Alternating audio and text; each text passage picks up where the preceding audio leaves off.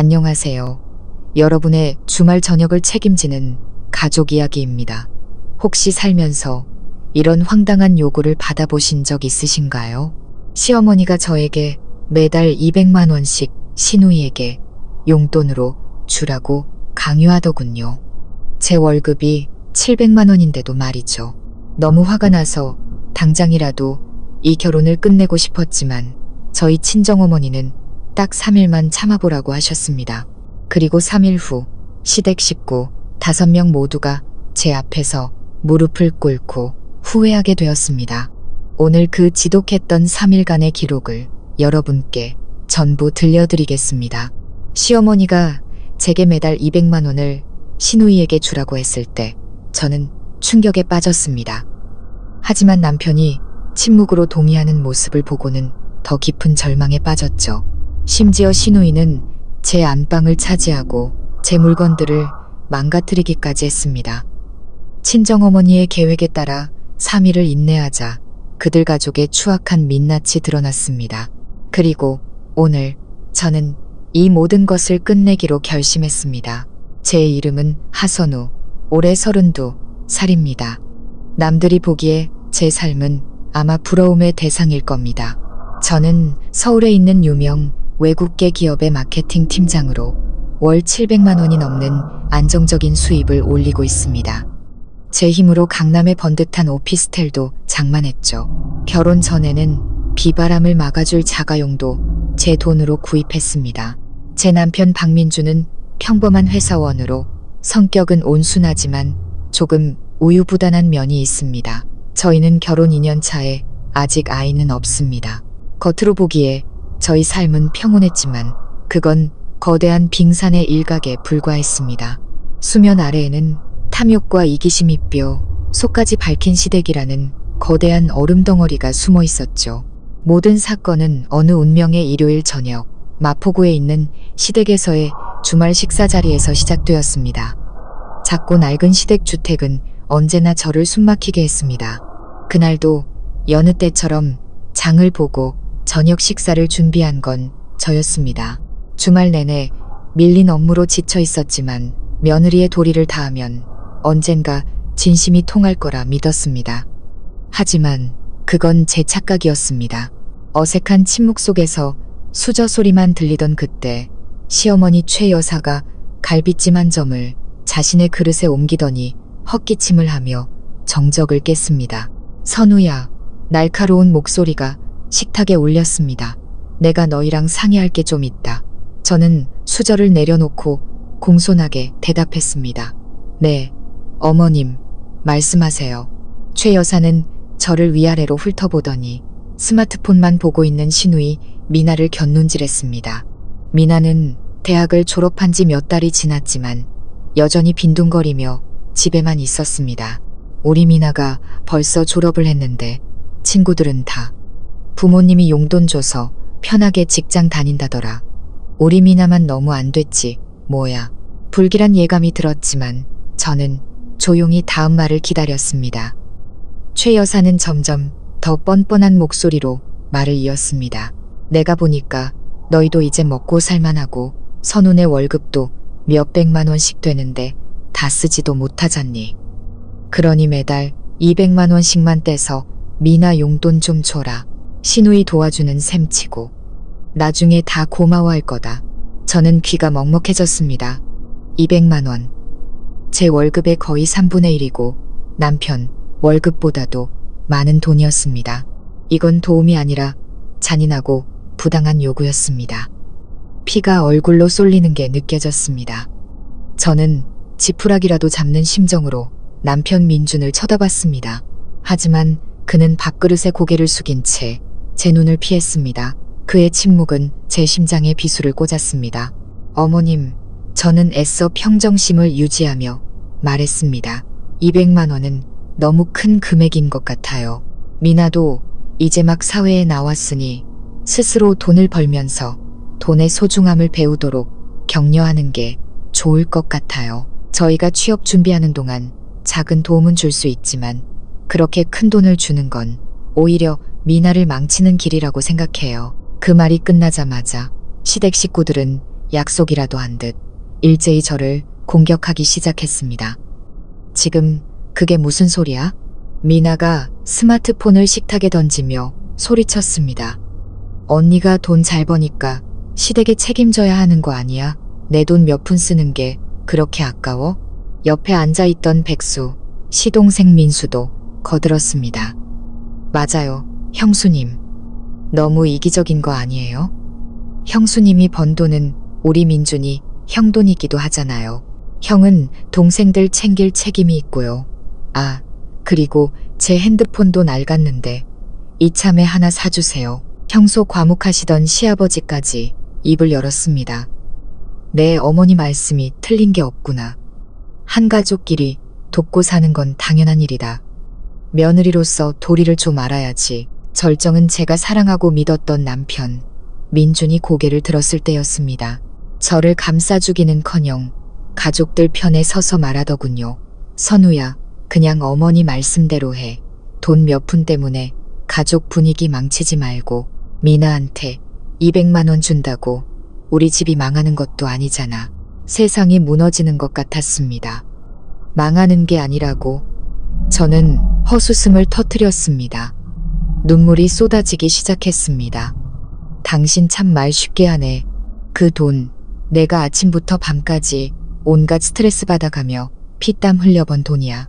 내가 이 가정을 위해 얼마나 희생하고 있는데 당신이랑 당신 가족들은 내 희생을 당연하게 생각해? 최 여사가 식탁을 치며 벌떡 일어났습니다. 제 얼굴에 대고 소리쳤습니다. 이게 어디서 말대꾸야. 너 우리 집에 시집 온 것만으로도 분에 넘치는 복인 줄 알아. 돈 좀 번다고 시어미를 가르치려 들어? 이 집에서는 내가 법이야. 돈 주기 싫으면 당장 이 집에서 나가. 가슴이 꽉 막히는 것 같았습니다. 모욕감, 배신감, 억울함, 모든 감정이 한꺼번에 폭발했습니다. 더 이상은 단 1초도 참을 수 없었습니다. 저는 벌떡 일어나 가방을 챙겨 들고 뒤도 돌아보지 않고 현관으로 향했습니다. 등 뒤로 최 여사의 저주 섞인 고함과 미나와 민수의 비웃음, 그리고 민준의 소름 끼치는 침묵이 꽂혔습니다. 그날 밤 서울의 공기는 칼날처럼 차가웠지만 제 마음만큼 차갑지는 않았습니다. 저는 미친 사람처럼 밤의 도로를 질주했습니다. 눈물은 멈추지 않고 흘러내려 눈앞에 가로등 불빛을 흐릿하게 만들었습니다. 저는 이제 낯설고 두렵게 느껴지는 남편 민준이 있는 우리 집으로 돌아가지 않았습니다. 대신 회사 근처 호텔로 차를 몰아 방을 잡고 문을 걸어 잠갔습니다. 가슴속에 울분이 터져나와 목 놓아 울었습니다. 어째서?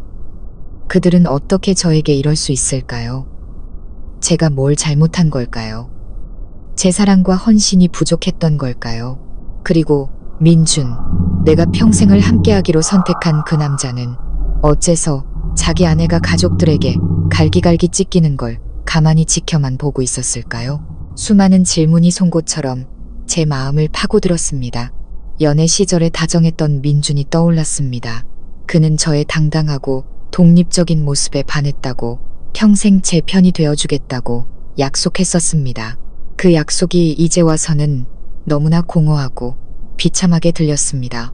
그의 다정함은 우유부단함이었고 그의 성실함은 무능함이었으며 그가 약속했던 기둥은 그저 바람에 날아가는 말뿐이었습니다.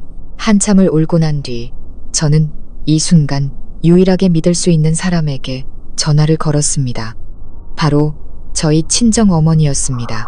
이천에 사시는 어머니는 은퇴한 교사로 언제나 지혜롭고 현명한 분이셨습니다. 제 인생의 등대 같은 분이셨죠. 신호음이 몇 번 울리지 않아 어머니가 전화를 받으셨습니다. 따뜻하고 걱정스러운 목소리가 들려왔습니다. 선훈이, 이 시간에 웬일이야? 어머니의 목소리를 듣자 참았던 눈물이 다시 터져 나왔습니다. 저는 흐느끼며 모든 것을 털어놓았습니다. 최 여사의 200만 원 요구부터 시댁 식구들의 비난과 남편의 배신까지 세상에서 가장 불행한 사람이 된 것처럼 억울함을 토해냈습니다. 제 예상과 달리 어머니는 화를 내거나 소란을 피우라고 하지 않으셨습니다. 그저 조용히 제 이야기를 다 들어주셨습니다. 그리고 제가 진정되자 차분하게 물으셨습니다. 그래서 이제 어떻게 할 거니? 이혼이라도 하게? 어머니의 질문에 저는 순간 멈칫했습니다. 이혼, 머릿속에 그 두 글자가 스쳐 지나갔지만 감히 생각해보지 못한 단어였습니다. 그래도 한때는 제가 모든 희망을 걸었던 결혼이었으니까요. 모르겠어요. 엄마, 머리가 너무 복잡해요. 알겠다. 그럼 엄마 말 잘 들어. 어머니의 목소리는 진지했지만 여전히 저를 안심시키는 힘이 있었습니다. 지금은 성급하게 행동하지 마라. 내일 아침에 남편한테 전화해서 깊이 생각해봤는데 시어머니 요구에 따르겠다고 말하렴. 네? 엄마, 왜요? 그 사람들 편을 들어주라는 거예요? 저는 믿을 수 없다는 듯 소리쳤습니다. 아니, 어머니는 단호하게 말씀하셨습니다. 이건 항복이 아니라 전략이란다. 일단 동의한다고 말하고 업무와 재정 정리를 위해 3일의 시간을 달라고 해 3일 뒤에 미나에게 돈을 주겠다고 약속하렴. 그 3일 동안은 무슨 일이 있어도 참고 견뎌. 그들이 무슨 짓을 하든 무슨 말을 하든 그냥 받아들여. 엄마만 믿어. 3일 뒤에 엄마가 모든 걸 확실하게 해결해 줄게. 저는 어머니의 조언에 혼란스러웠습니다.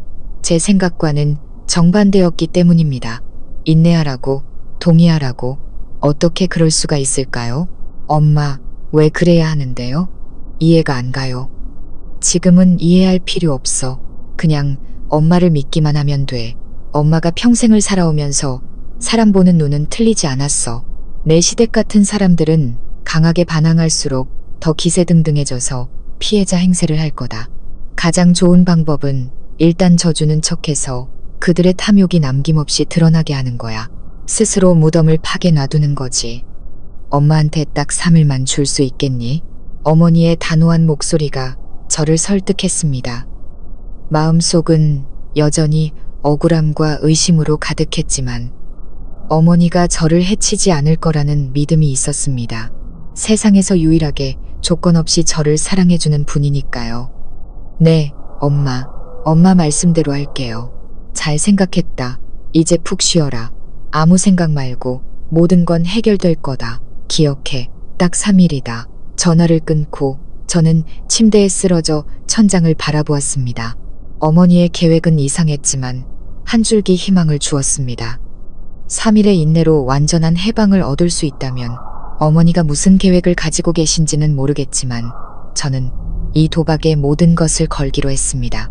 저는 순종적인 며느리 역할을 완벽하게 해내서 시댁의 탐욕이 어디까지 갈 수 있는지 똑똑히 지켜보기로 마음먹었습니다. 다음 날 아침 저는 퉁퉁 부은 눈과 깨질 듯한 두통으로 잠에서 깼습니다. 거울 속 제 모습은 초라하고 지쳐 보였습니다. 하지만 어머니의 당부를 떠올리며 심호흡을 하고 애써 태연한 표정을 지었습니다. 저는 민준에게 전화를 걸었습니다. 한참 만에 잠이 덜 깬 짜증 섞인 목소리가 들려왔습니다. 무슨 일이야? 아침부터 나예요. 저는 최대한 부드러운 목소리로 말했습니다. 어젯밤엔 생각이 너무 많아서 바람 좀 쐬고 왔어요. 그렇게 말없이 나가서 미안해요. 민주는 제 태도에 놀란 듯 했습니다. 알면 됐어. 어디야? 집에 들어와. 지금 회사 근처예요. 저기, 어머님이 어제 하신 말씀 말인데요. 제가 깊이 생각해봤는데 동의할게요. 정말. 민준의 목소리는 숨길 수 없는 기쁨으로 가득 찼습니다. 거봐, 진작 어머니 말씀 들었으면 좋았잖아. 당연히 그래야지. 우린 한 가족이니까. 네, 저는 연기를 계속했습니다. 그런데 어머님께 3일만 시간을 달라고 말씀 좀 전해줄래요? 월말이라 회사 일이 너무 바빠서요. 재정 정리할 시간도 좀 필요하고요. 3일 뒤에 미나한테 200만 원 꼭 보내줄게요. 알았어. 내가 엄마한테 잘 말씀드릴게. 걱정 말고 얼른 집에나 들어와. 전화를 끊자 역겨움이 치밀어 올랐습니다. 민준의 기뻐하는 모습이 저를 구역질 나게 했습니다. 그는 제가 어젯밤 어디서 뭘 했는지, 기분은 어떤지 단 한마디도 묻지 않았습니다. 그의 유일한 관심사는 오직 돈이었습니다. 저는 오피스텔로 돌아왔습니다. 민주는 이미 출근하고 없었고 집은 텅 비어 있었습니다. 아무것도 할 기분이 아니었습니다. 그때 시어머니에게서 전화가 걸려왔습니다. 저는 심호흡을 하고 전화를 받았습니다. 네, 어머님, 저예요. 선우냐? 최 여사의 목소리는 이상할 정도로 다정했습니다. 민준이한테 얘기 다 들었다. 네가 미나 용돈 주기로 했다면서. 그래야지. 내가 너 착한 애인 줄 알았어. 네, 저도 가족이 화목한 게 제일 좋으니까요. 그럼 잘 생각했다. 최 여사는 말을 이었습니다. 아, 그리고 말 나온 김에 얘기하는데 미나가 집에 혼자 있으니 심심해하잖니. 우리 집은 좁고 그러니 너희 집으로 보내서 같이 살게 하는 건 어떠냐. 너희 집 넓은데 한 명 더 있는다고 문제될 거 없잖아. 월세도 아끼고 자매처럼 지내면 좋지. 저는 할 말을 잃었습니다. 또 다른 요구, 이전보다 훨씬 더 뻔뻔하고 노골적인 요구였습니다. 이 오피스텔은 제 결혼 전 재산이자 유일한 사적인 공간이었습니다. 그런데 이곳을 공짜 하숙집으로 만들겠다는 걸까요? 피가 다시 거꾸로 솟았지만 어머니의 당부가 귓가에 맴돌았습니다. 인내, 어머님, 저는 힘겹게 입을 열었습니다. 그건 좀 갑작스러워서요. 집이 넓긴 하지만 방이 2개뿐이라 미나가 지내기엔 좀 불편할 거예요. 불편하긴 뭐가 불편해. 최 여사는 금세 본색을 드러냈습니다. 미나는 방 하나 쓰고 너희 부부가 방 하나 쓰면 되지. 네가 신우이랑 같이 살기 싫다는 거냐? 너 돈 주기로 했으면 끝까지 책임져야지. 몇 밤 재워주는 게 뭐 그리 대수라고. 그렇게 결정했으니 오늘 저녁에 내가 미나 데리고 갈 줄 알아라. 그녀는 제게 거절할 기회도 주지 않고 전화를 끊어버렸습니다. 저는 소파에 주저앉았습니다. 무력감과 분노가 온몸을 휩쌌습니다. 어머니의 계획은 확실히 효과가 있었습니다. 그들의 탐욕은 정말 끝이 없었습니다. 그들은 제 돈뿐만 아니라 제 삶의 공간까지 빼앗으려 하고 있었습니다. 그날 하루 종일 저는 불안과 초조함 속에서 보냈습니다. 민준에게 전화했지만 그는 늘 하던 말을 반복할 뿐이었습니다. 선우야, 그냥 엄마 비위 좀 맞춰드려. 미나 걔 며칠만 있다가 갈 거야. 며칠. 저는 헛웃음을 쳤습니다. 시댁 식구들이 말하는 며칠이 영원히 될 거라는 걸 저는 잘 알고 있었습니다. 정확히 오후 5시 초인종이 울렸습니다. 문을 열자 커다란 짐가방을 든 최 여사와 미나가 서 있었습니다. 미나는 마치 자기 집인 양 거만하게 들어서며 인사 한마디 없었습니다. 그녀는 거실을 한 바퀴 둘러보더니 빈정거렸습니다. 집은 괜찮네. 근데 인테리어가 좀 촌스럽다. 최 여사는 제 어깨를 두드리며 가식적으로 웃었습니다.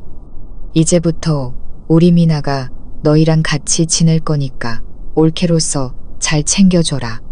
그럼 난 이만 가볼게.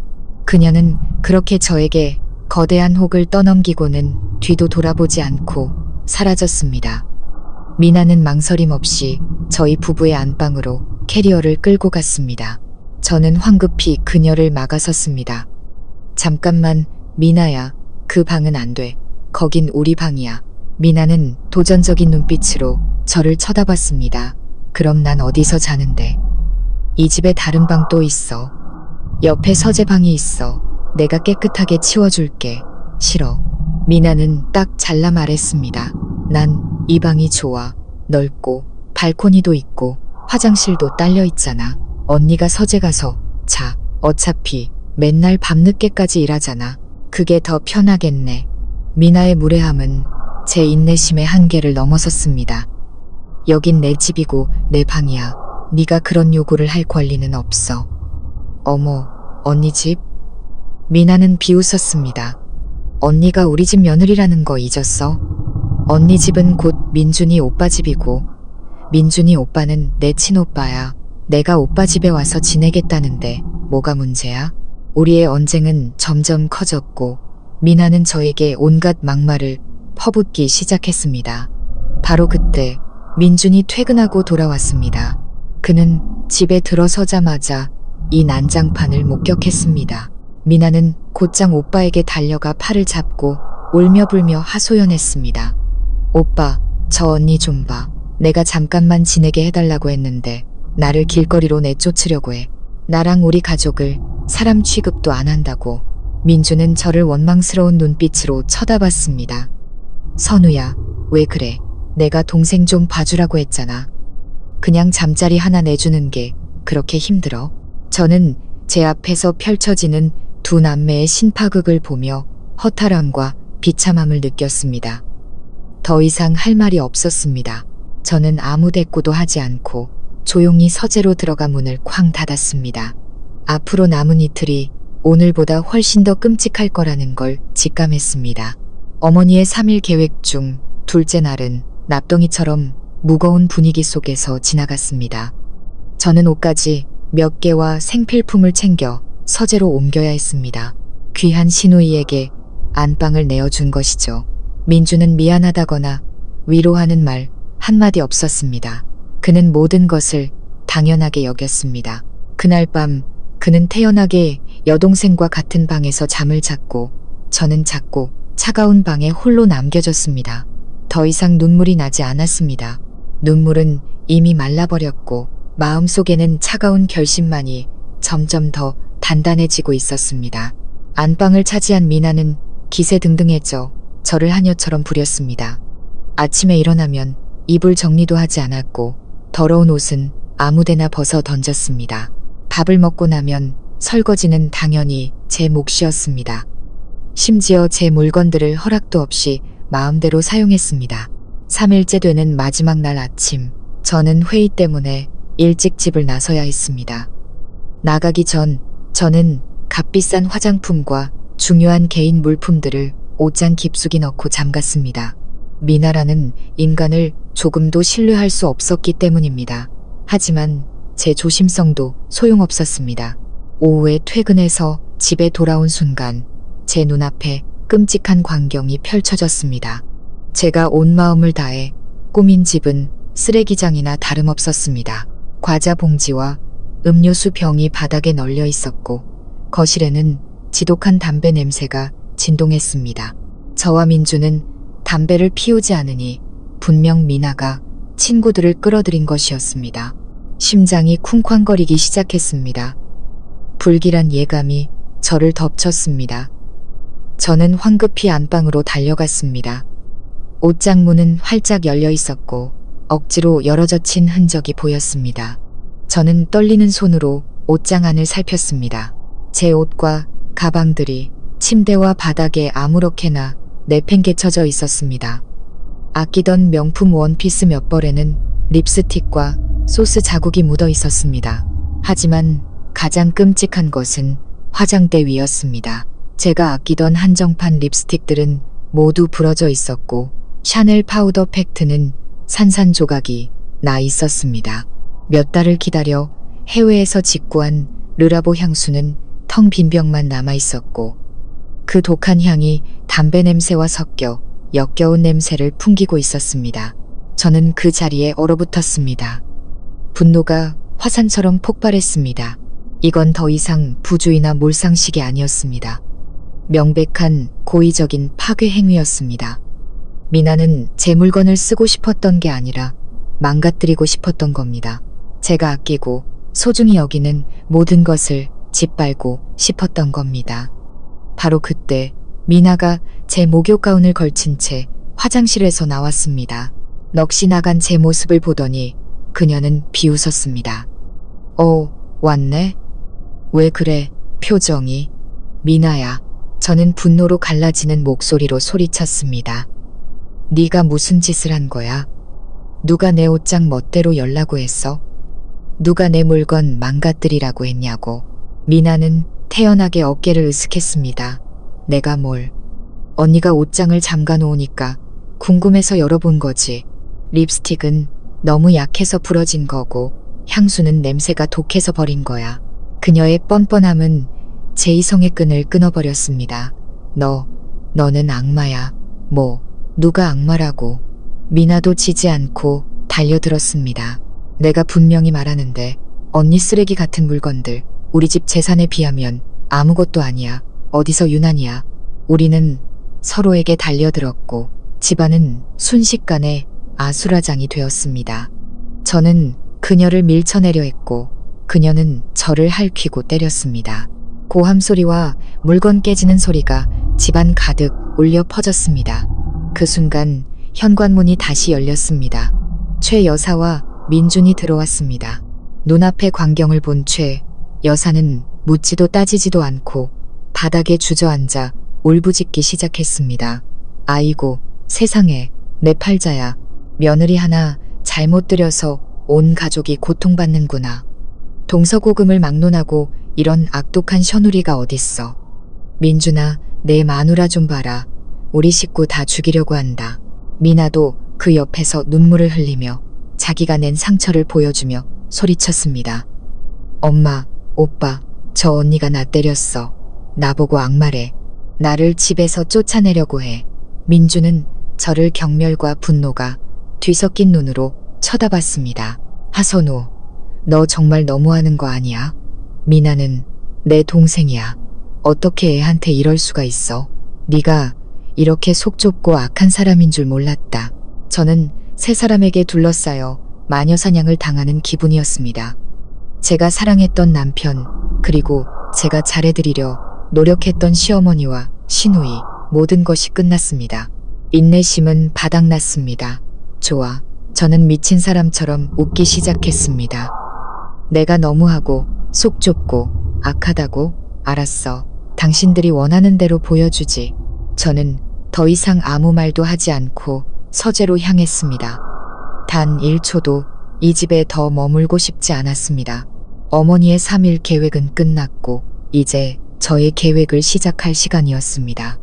저는 서재 문을 쾅 닫고 잠갔습니다. 밖에서 들려오는 최 여사의 고함과 미나의 가식적인 울음소리, 민준의 문 두드리는 소리는 더 이상 저를 흔들지 못했습니다. 극도의 분노가 지나가자 소름 끼치도록 차가운 평정이 찾아왔습니다. 이제 뭘 해야 할지 명확해졌습니다. 끝내야 했습니다. 지금 당장. 저는 침대 밑에서 캐리어를 꺼냈습니다. 손은 전혀 떨리지 않았습니다. 옷장에서 꼭 필요한 옷 몇 벌과 중요한 서류들을 챙겼습니다. 오피스텔 등기권리증, 자동차 등록증, 재직증명서, 통장, 모두 제 피땀으로 이룬 재산들이었습니다. 이 결혼을 떠올리게 하는 물건은 단 하나도 챙기지 않았습니다. 웨딩 사진도 민준이 준 선물도 이제는 아무 의미가 없었습니다. 밖에서는 민준이 계속 문을 두드렸습니다. 하선우, 문 열어. 뭐 하는 거야? 더 이상 소란 피우지 말고 문 열라고. 소란. 처음부터 끝까지 소란을 피운 건 그들이었는데 이제 와서 모든 걸 제 탓으로 돌리고 있었습니다. 저는 무시하고 짐을 계속 쌌습니다. 노트북, 보조 배터리, 전공 서적 몇 권. 일은 저를 배신하지 않는 유일한 것이었고 제게 자신감과 독립심을 주는 존재였습니다. 거실의 최 여사는 여전히 저주를 퍼붓고 있었습니다. 저 못돼 먹은 년, 어딜 가려고? 이 집에서 한 발자국이라도 나가면 다시는 돌아올 생각. 마, 네가 어딜 가겠어. 돈 좀 있다고 거만 떨더니 결국엔 여기 와서 싹싹 빌게 될걸? 저는 캐리어에 지퍼를 올렸습니다. 놀랍도록 가벼운 해방감이 온몸에 퍼졌습니다. 저는 빌러 돌아올 필요가 없었습니다. 이곳은 단 한 번도 제 집이었던 적이 없으니까요. 심호흡을 하고 문을 열었습니다. 문이 열리자마자 민준이 달려들어 제 팔을 붙잡았습니다. 어디 가려는 거야? 네가 이러면 남들이 우리 부모님 얼굴을 어떻게 보라고. 저는 그의 손을 차갑게 뿌리쳤습니다.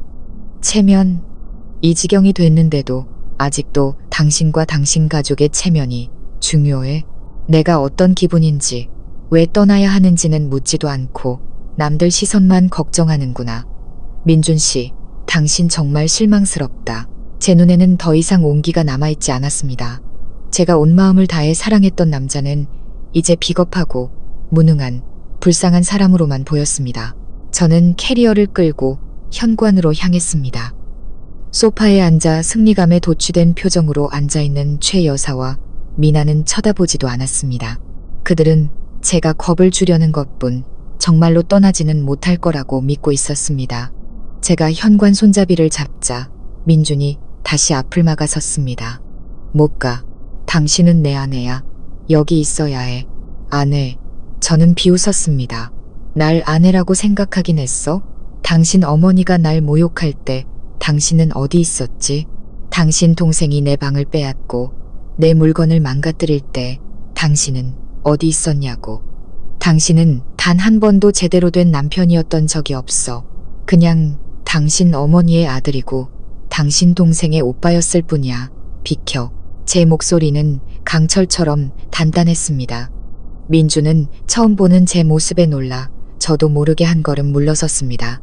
저는 문을 열고 캐리어를 끌고 밖으로 나갔습니다. 단 한 번도 뒤돌아보지 않았습니다. 등 뒤에서 쾅 닫히는 문소리는 지난 2년간의 지긋지긋했던 결혼 생활을 단칼에 베어내는 소리 같았습니다. 저는 지하 주차장에서 차를 몰아 곧장 호텔로 향했습니다. 호텔방의 고요함 속에서 저는 비로소 진정한 자유를 느꼈습니다. 더 이상 저주도 부당한 요구도 감시하는 눈빛도 없었습니다. 오직 저와 평화로운 침묵만이 존재했습니다. 죽어버린 사랑에 대한 깊은 슬픔은 여전했지만 그 슬픔이 해방감을 억누르지는 못했습니다. 저는 이제부터 제 인생의 주인이 되어 살아갈 것이었습니다. 집을 나온 지 이틀 후 저는 모든 것을 잊기 위해 일에만 몰두했습니다. SNS 알림을 끄고 시어머니와 시아버지, 시동생의 번호를 모두 차단했습니다. 민준의 번호만 남겨둔 것은 어쨌든 마지막 대화는 필요했기 때문입니다. 그는 끊임없이 전화를 걸어왔습니다. 애원했다가 원망했다가 저는 받지 않았습니다. 어른답게 대화할 준비가 되면 문자를 보내 전화는 하지 말고 라고 문자만 남겼습니다. 마침내 3일째 되는 날 오후 그에게서 문자가 왔습니다. 회사 및 카페에서 기다릴게. 할 얘기가 있어. 퇴근 후 저는 카페로 들어갔습니다. 민주는 구석진 자리에 앉아 있었습니다. 며칠 사이에 헬쑥해지고 수염도 거뭇하게 자라 있었지만 눈빛에는 여전히 오만함이 서려 있었습니다. 마치 자신이 상황을 주도하고 있다고 믿는 듯한 표정이었습니다. 저는 맞은편에 앉아 아무것도 주문하지 않고 그가 입을 열기만 기다렸습니다. 민주는 헛기침을 하더니 사과가 아닌 하소연부터 늘어놓았습니다. 네가 나가고 나서 집안이 엉망이야. 어머니가 화가 많이 나셨어. 계속 나만 나무라신다고. 네가 어떻게 아내로서 그렇게 집을 나갈 수가 있냐. 저는 여전히 침묵했습니다. 이런 무의미한 논쟁을 할 기운도 없었습니다. 제가 반응이 없자 민주는 본론으로 들어갔습니다. 알았어. 일이 이 지경까지 왔으니 나랑 어머니도 깊이 상의해봤어. 양쪽 모두에게 좋은 해결책이 있어.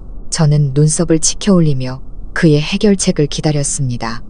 이렇게 하자. 그는 마치 은혜를 베푸는 듯한 말투로 말했습니다. 네가 미나한테 5천만 원만 줘. 좋은 차 한 대 사서 끌고 다녀야 취직도 잘 될 거 아니야. 올케가 신우이한테 투자하는 셈쳐. 나중에 성공하면 절대 내 은혜 잊지 않을 거야. 저는 하마터면 웃음을 터뜨릴 뻔했습니다. 200만 원에서 이제는 5천만 원. 그들의 탐욕은 정말 끝이 없었습니다. 민주는 제 표정 변화를 눈치채지 못하고 계속 말했습니다. 그리고 미나는 그냥 우리 오피스텔에서 계속 살게 해. 어차피 집도 넓고 같이 살면 집안일도 해줄 수 있잖아. 그럼 모든 게 해결되는 거야. 집에 들어와. 다들 아무 일도 없었던 것처럼 대해줄 테니까. 민준의 말을 듣는 순간 제 마음속에 남아있던 마지막 미련마저 연기처럼 사라졌습니다. 저는 제 앞에 앉은 남자가 한때 제가 사랑했던 그 사람이 맞는지 의심스러웠습니다. 그는 우유부단할 뿐만 아니라 탐욕스럽고 어리석은 공범자였습니다. 그와 그의 가족들은 저를 뭐라고 생각하는 걸까요? 감정 없는 현금 인출기, 쉽게 조종할 수 있는 바보. 저는 심호흡을 하고 분노로 떨리는 목소리를 애써 진정시키며 말했습니다. 민준 씨, 당신은 왜 내가 당신보다 돈을 더 많이 버는지 생각해 본 적 있어? 제 질문에 민준은 자존심이 상한 듯 얼굴을 붉혔습니다. 그야, 네가 운이 좋았으니까. 직업이 좋잖아. 운이 아니야. 제 목소리는 평온했지만 칼날처럼 날카로웠습니다. 당신이 잠들어 있을 때 나는 보고서를 쓰고 있었어. 당신이 친구들과 술 마실 때 나는 고객을 만나고 있었고, 당신이 TV를 볼 때 나는 외국어를 공부하고 책을 읽었어. 나는 지금의 자리에 오르기 위해 수많은 것들을 희생했어. 내 돈은 그냥 생긴 게 아니야. 내 피, 땀, 눈물, 건강, 그리고 내 청춘이야. 그런데 당신과 당신 가족은 그걸 그렇게 쉽게 빼앗아갈 수 있다고 생각하는 거야? 민주는 얼굴이 새빨개진 채 아무 말도 못했습니다. 저는 그의 눈을 똑바로 쳐다보며 며칠 동안 고민했던 결정을 말했습니다. 우리 이혼해. 더 이상은 이 결혼 생활을 이어갈 수 없어. 아내를 지켜주지 못하고 옳고 그름도 구분하지 못하고 아내의 희생을 당연하게 여기는 남자와는 더 이상 살 수 없어. 이혼이라는 두 글자는 폭탄처럼 터졌습니다. 민주는 눈을 동그랗게 뜨더니 놀람은 금세 분노로 변했습니다. 그는 테이블을 치며 소리쳤습니다. 뭐, 고작 그런 일로 이혼을 하자고? 하선우, 너 정말 해도 너무하는구나. 돈 좀 생겼다고 사람 무시하고 시댁 우습게 보는 거지? 네가 뭔데 나한테 그런 식으로 말해? 내가 누구인지는 중요하지 않아. 저는 가방을 들고 일어섰습니다. 중요한 건 내가 더 이상 당신 아내가 아니라는 사실이야. 이혼 서류는 변호사 통해서 곧 보낼게. 그 말을 남기고 저는 뒤돌아섰습니다. 분노와 당혹감으로 일그러진 얼굴에 민준을 뒤로 한 채 카페를 나와 신선한 저녁 공기를 마시자 한때 아름다웠던 사랑에 대한 서글픔과 함께 엄청난 해방감이 밀려왔습니다. 앞으로의 길이 외로울지라도 적어도 그 길은 온전히 저의 길일 것이었습니다. 호텔로 돌아오자 몸은 지쳤지만 정신은 이상할 정도로 맑았습니다. 이혼이라는 결정은 오랫동안 저를 괴롭혔던 악성 종양을 도려내는 것과 같았습니다. 고통스럽지만 앞으로 나아가기 위해 반드시 필요한 과정이었습니다. 저는 대학 동기이자 지금은 서울에서 꽤 유명한 변호사가 된 친구에게 바로 전화했습니다. 제 상황을 간단히 설명하고 이혼 절차와 재산 분할에 대한 조언을 구했습니다. 제가 오피스텔 소유권을 증명하는 서류들을 다시 챙기고 있을 때 메시지 알림이 울렸습니다. 여전히 친하게 지내는 전 직장 동료였습니다. 선우야, 이거 봐. 그냥 넘어가면 안 될 것 같. 메시지에는 여러 장의 캡처 사진이 첨부되어 있었습니다. 페이스북 화면이었습니다. 사진을 클릭하는 순간 온몸의 피가 차갑게 식는 것 같았습니다. 미나가 올린 공개 게시물이었습니다. 그녀는 제 오피스텔 곳곳에서 사진을 찍어 올렸습니다. 제가 한 달을 고민해서 산크림색 가죽 소파에 다리를 꼬고 앉아있는 사진, 제 옷장 앞에서 제 명품 코트를 걸치고 제가 아끼는 가방을 들고 있는 사진. 가장 역겨운 것은 그녀가 저를 내쫓고 차지한 제 침대에 선정적인 포즈로 누워있는 사진이었습니다. 하지만 제 분노를 폭발시킨 것은 사진 위에 적힌 글귀였습니다. 오빠랑 새언니 집에서 호캉스 중 언니가 기꺼이 자리를 비워줬어요. 강남 나이프, 새언니 찬스, 기꺼이라는 단어는 저를 조롱하는 듯 했습니다. 그 아래에는 수십 개의 댓글이 달려 있었습니다. 미나야, 부럽다. 집 완전 좋아. 너희 새언니 진짜 착하시다. 같은 댓글도 있었지만 상황을 눈치챈 듯한 비아냥거리는 댓글도 있었습니다. 기꺼이? 억지로 쫓겨난 거 아니고? 미나는 부끄러워하기는커녕 당당하게 댓글에 답을 달고 있었습니다.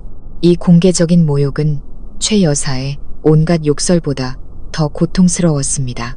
그들은 제 삶의 공간을 침범하고 제 재산을 파괴했을 뿐만 아니라 이제는 온 세상 사람들 앞에서 제 명예를 짓밟고 있었습니다. 이 집은 제 결혼 전 재산이자 제 자부심이고 제 노력의 결실이었습니다. 그런데 이제 와서 게으르고 뻔뻔한 신우이의 허영심을 채워주는 무대가 되어버린 것입니다. 제가 며칠 동안 애써 유지했던 차가운 평정심은 산산조각이 났습니다. 이건 더 이상 가족 간의 갈등이 아니었습니다. 명백한 주거 침입이자 불법 행위였습니다. 그들은 마지막 선을 넘어버렸습니다. 저는 즉시 게시물 전체와 사진, 댓글들을 전부 캡처해서 증거로 저장했습니다. 그리고 어머니에게 전화를 걸었습니다. 엄마, 제 목소리는 분노로 떨렸습니다. 선우야, 무슨 일이니? 어머니는 제 목소리의 이상함을 단번에 알아채셨습니다. 엄마, 그 사람들이 너무 심해요. 저는 심호흡을 하며 미나의 페이스북 게시물에 대해 이야기했습니다. 이번에는 어머니도 더 이상 참으라고 하지 않으셨습니다. 어머니의 목소리는 강철처럼 단단하고 단호해졌습니다. 진정하렴, 딸. 증거 전부 모아둬. 하나도 빠짐없이. 너 지금 어디니? 호텔에요. 좋아. 거기 꼼짝 말고 있어. 엄마 지금 서울로 출발했다. 내일 아침에 도착할 거야. 혼자 가지 않을 거다. 이 모든 엉망진창을 단번에 해결해 줄 사람과 함께 갈 테니 그때까지 아무것도 하지 말고 그쪽 누구와도 연락하지 마라. 엄마만 기다려. 전화를 끊자 제 안에서 새로운 힘이 솟아나는 것을 느꼈습니다. 어머니의 말씀은 진정제인 동시에 다가올 전쟁을 알리는 신호탄이었습니다. 그리고 이 전쟁에서 저는 더 이상 혼자가 아니었습니다. 하지만 저는 어머니의 말씀을 따르지 않았습니다. 기다릴 수가 없었습니다. 분노와 모욕감이 제 속을 태우고 있었습니다. 저는 그들을 직접 마주하고 제 것을 되찾아야 했습니다. 저는 차 키를 챙겨 호텔을 뛰쳐나왔습니다. 차를 몰면서 무슨 말을 하고 무슨 행동을 할지 머릿속으로 수없이 되뇌었습니다. 소리치지도 울지도 않을 것이었습니다. 침착하게 이성과 법으로 이야기할 것이었습니다. 하지만 아파트 지하 주차장에 차를 세웠을 때 심장은 여전히 미친 듯이 뛰고 있었습니다. 엘리베이터를 타고 올라가 제 집 문 앞에 섰습니다. 문은 살짝 열려 있었습니다. 그들의 경솔함에 경멸감이 더해졌습니다. 저는 문을 활짝 열고 안으로 들어섰습니다. 집안의 풍경은 상상 이상으로 끔찍했습니다. 집은 어질러진 정도가 아니라 광란의 파티가 끝난 전쟁터 같았습니다. 맥주병과 소주병이 뒹굴고 잿더리는 넘쳐 흘렀습니다. 썩은 음식 냄새와 담배 연기가 뒤섞여 숨쉬기조차 힘들었습니다. 제 크림색 소파에는 미나가 여전히 제 목욕 가운을 입은 채 다리를 꼬고 앉아 있었습니다. 옆에는 친구로 보이는 여자가 함께 과자를 먹으며 시끄럽게 TV를 보고 있었습니다. 제가 갑자기 나타나자 미나는 깜짝 놀랐지만 이내 뻔뻔한 표정을 되찾았습니다. 어머, 이게 누구야? 전 올케 아니신가? 여긴 왜 왔어? 이 집은 언니 환영 안 하는데. 저는 그녀의 도발에 대꾸하지 않았습니다. 얼음장처럼 차가운 눈으로 집안을 훑어본 뒤 스마트폰을 꺼내 동영상 촬영 버튼을 눌렀습니다. 저는 천천히 카메라를 움직여 어지럽혀진 집안의 모든 것을 촬영했습니다. 벽의 얼룩, 망가진 가구 하나하나까지. 너 뭐 하는 거야? 미나는 제가 촬영을 시작하자 당황하기 시작했습니다. 뭐 하냐고? 보면 몰라? 증거 수집하는 중이야. 네가 불법으로 남의 집에 침입했다는 증거. 내 재산을 고의로 파괴했다는 증거. 이 영상이랑 내 페이스북 게시물은 법정에서 아주 확실한 증거가 될 거야. 미나의 얼굴이 하얗게 질렸습니다. 그녀는 제게 달려들어 스마트폰을 빼앗으려 했습니다. 내놔. 누가 찍으래. 당장 지워. 저는 뒤로 물러서며 스마트폰을 높이 쳐들었습니다. 비켜, 내 몸에 손대지 마. 실랑이가 벌어졌습니다. 미나의 친구는 상황이 심각해지자 겁을 먹고 누군가에게 전화를 걸었습니다. 민준과 최 여사에게 전화하는 것이 분명했습니다. 잘 됐습니다. 모두 오라고 하세요. 한 번에 끝내버리죠. 15분 후 살기등등한 표정의 민준과 최 여사가 들이닥쳤습니다. 저를 보자마자 최 여사는 달려들어 제 얼굴에 대고 소리쳤습니다. 네가 감히 여길 다시 와서 또 우리 미나를 괴롭히는 거야? 민준은 미나를 감싸며 저에게 소리쳤습니다.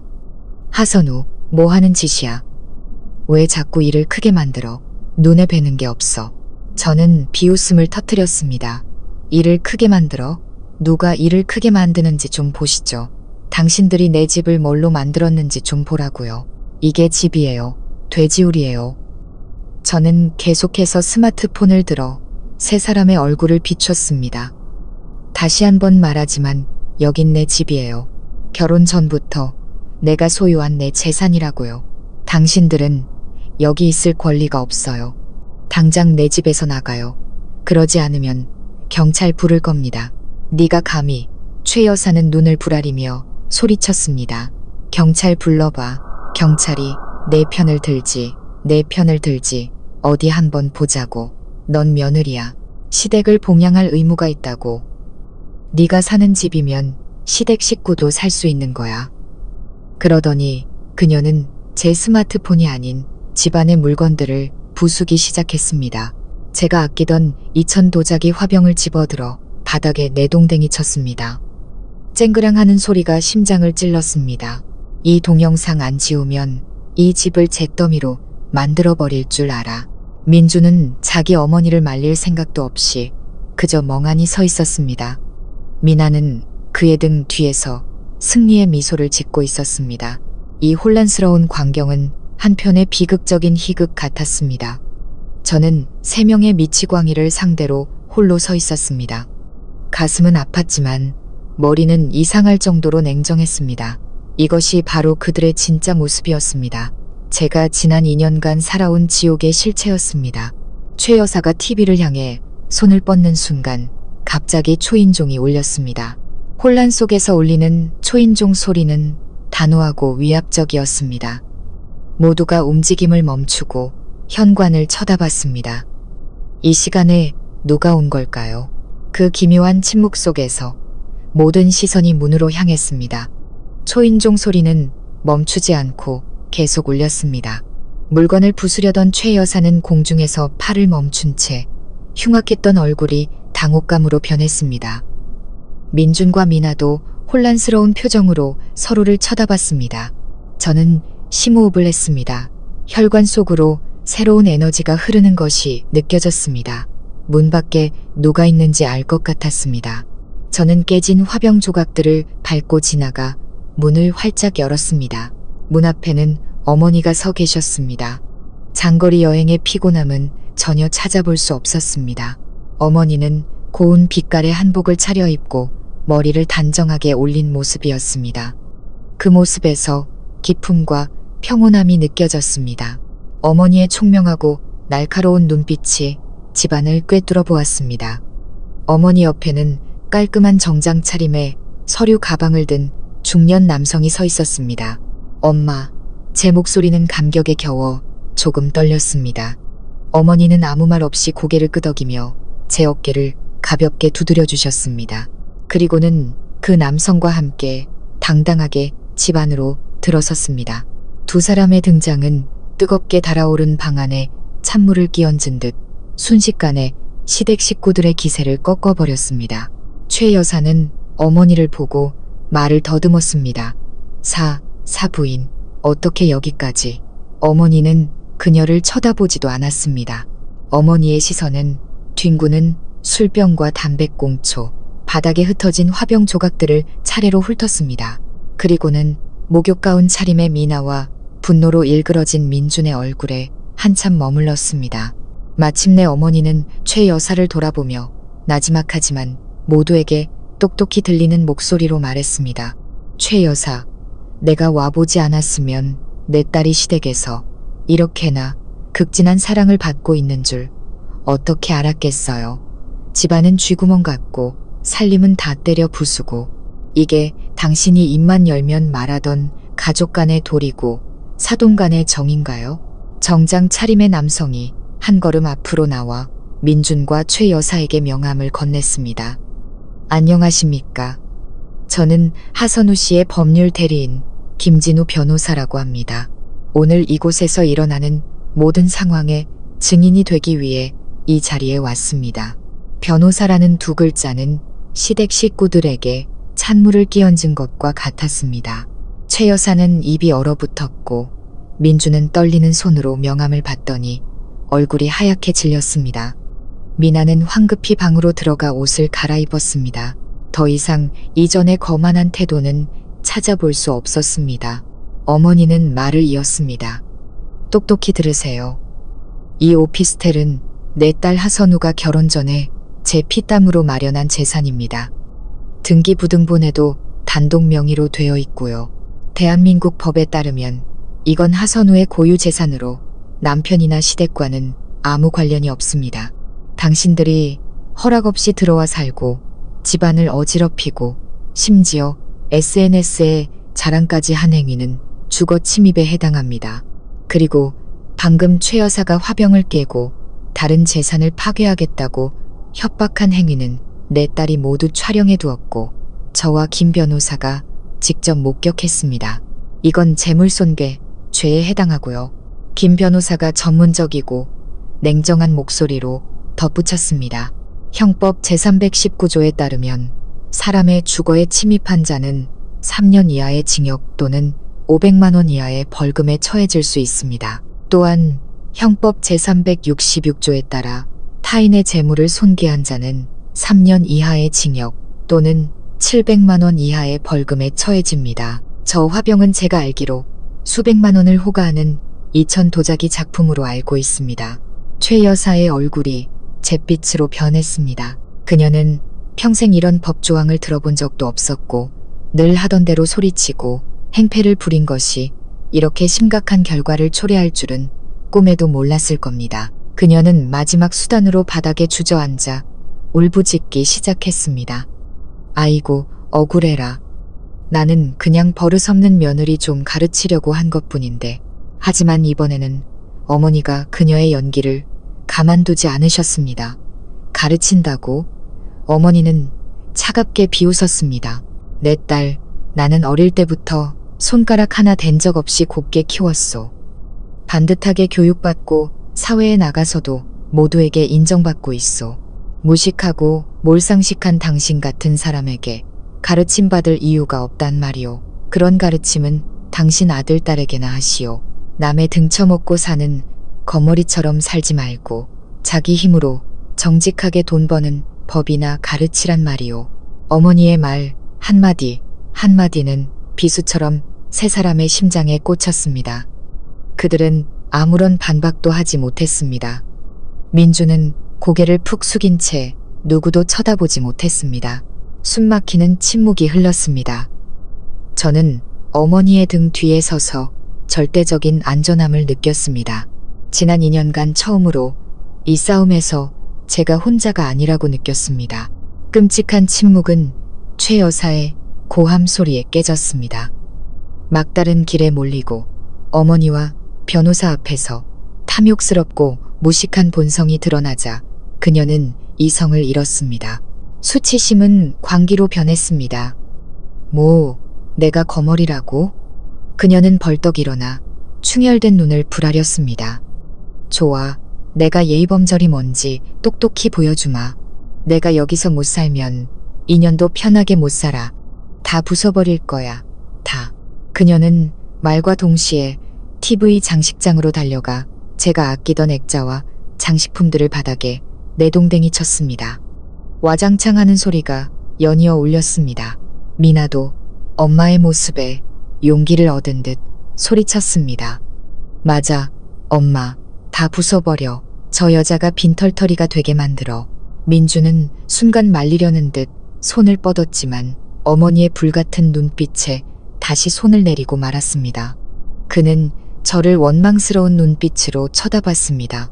이 모든 광기가 제 탓이라는 듯이 김 변호사는 저와 어머니를 안전한 곳으로 물러서게 한 뒤 침착하게 스마트폰을 꺼내 들었습니다. 사부인, 이제 때가 된 것 같습니다. 어머니는 고개를 끄덕였습니다. 여전히 차갑고 평온한 표정이었습니다.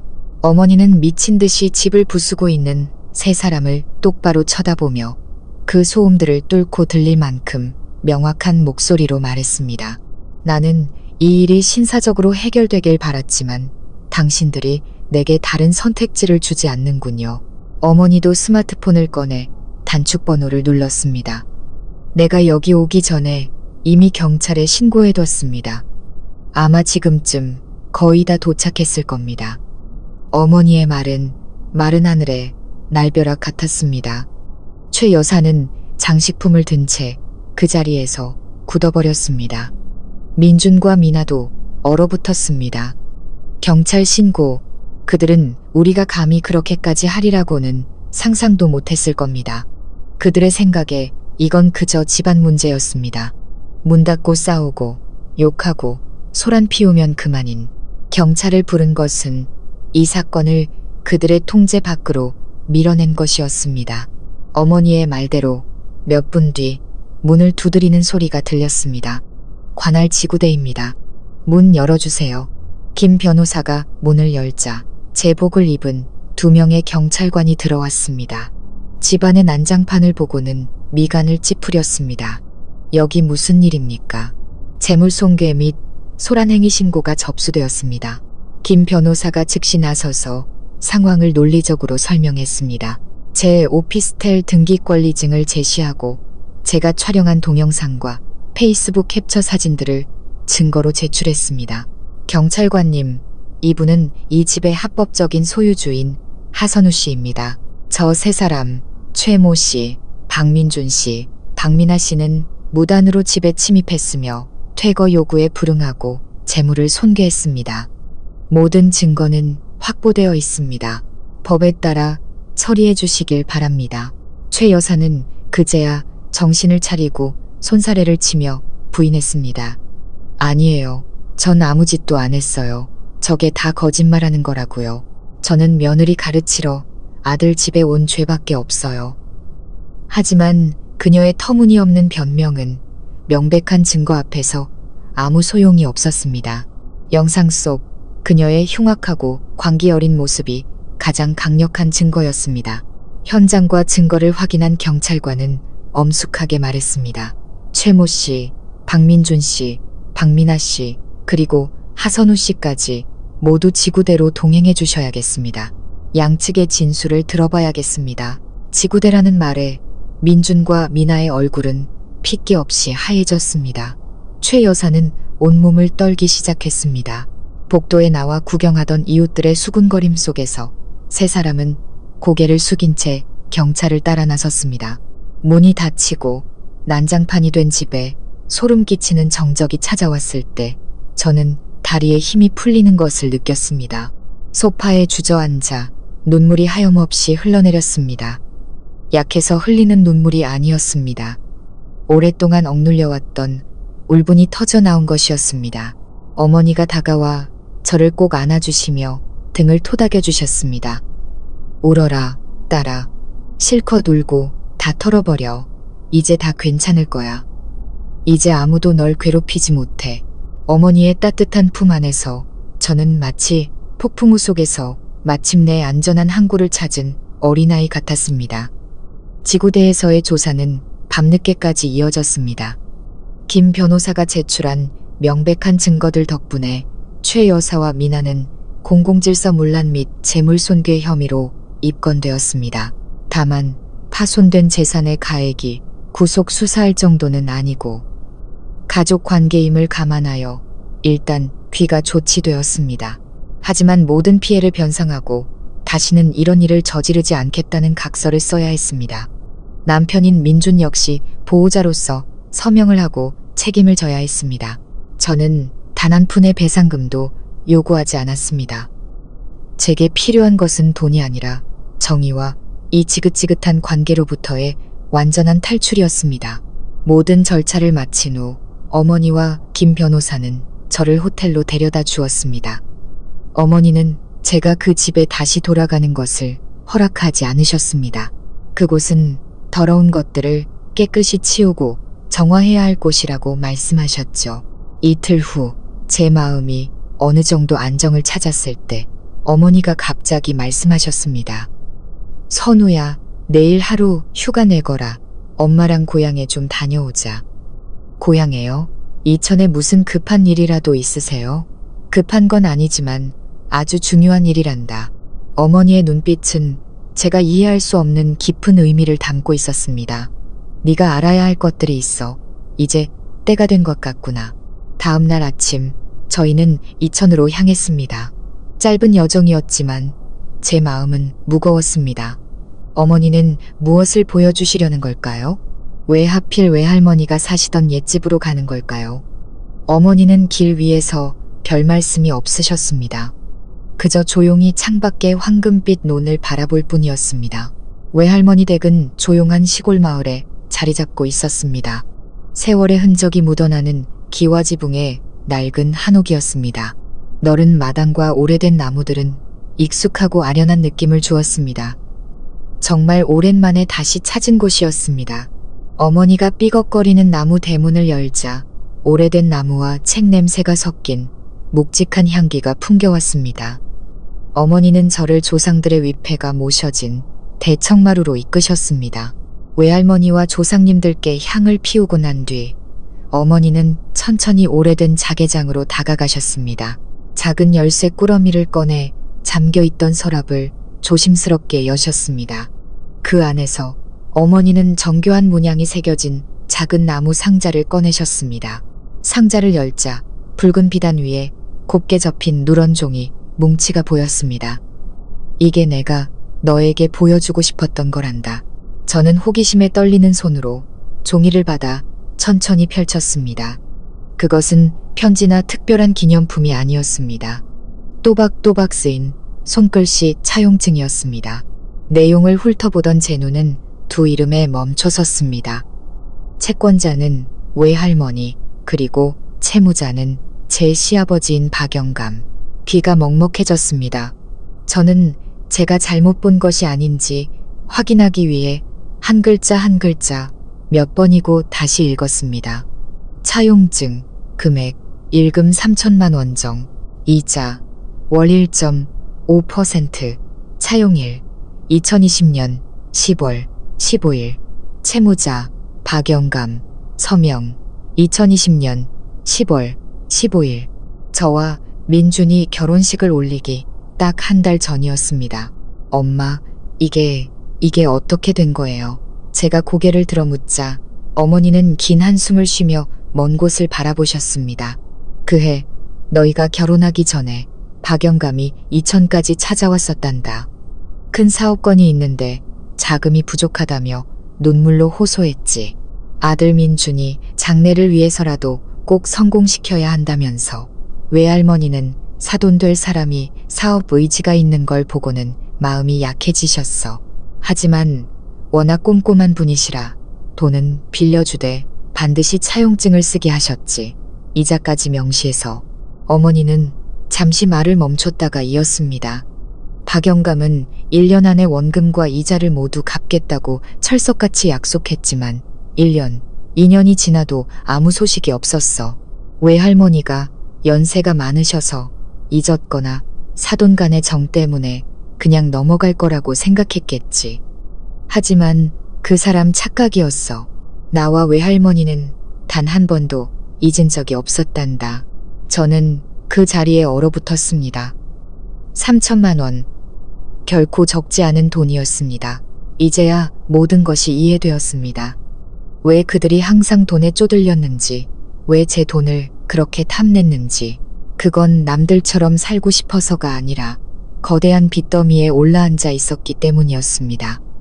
그럼 그 돈은 지금 이미 김 변호사님께 계산을 다 부탁해뒀단다. 어머니의 목소리는 평온했지만 무게감이 실려 있었습니다. 원금의 복리이자까지 합쳐서 5년이 지난 지금은 5천만 원이 훌쩍 넘는 돈이 되었더구나. 5천만 원. 그 숫자는 제 머리를 강타하는 망치 같았습니다. 저는 손에 들린 차용증이 천근만근처럼 느껴졌습니다. 이것은 단순한 종이가 아니었습니다. 한 가족의 운명을 결정할 수 있는 무서운 비밀이자 비장의 카드였습니다. 이게 바로 엄마의 비장의 카드란다, 딸아. 어머니는 제 손을 잡으며 말씀하셨습니다. 이것이 네가 모든 것을 깔끔하게 정리하고 그 진창에서 완전히 빠져나올 수 있게 도와줄 거야. 그들은 스스로 막다른 길로 걸어 들어갔고 우리는 그들이 판 무덤에 마지막 못을 박아주기만 하면 된단다. 저는 어머니를 바라보았습니다. 평생을 교사로 살아오신 온화한 분이라고만 생각했는데 그 모습에 소름이 돋았습니다. 어머니는 모든 것을 알고 계셨고 결정적인 순간을 위해 조용히 기다리고 계셨던 겁니다. 서울로 돌아온 저는 며칠 전에 혼란스럽고 고통스러웠던 제가 아니었습니다.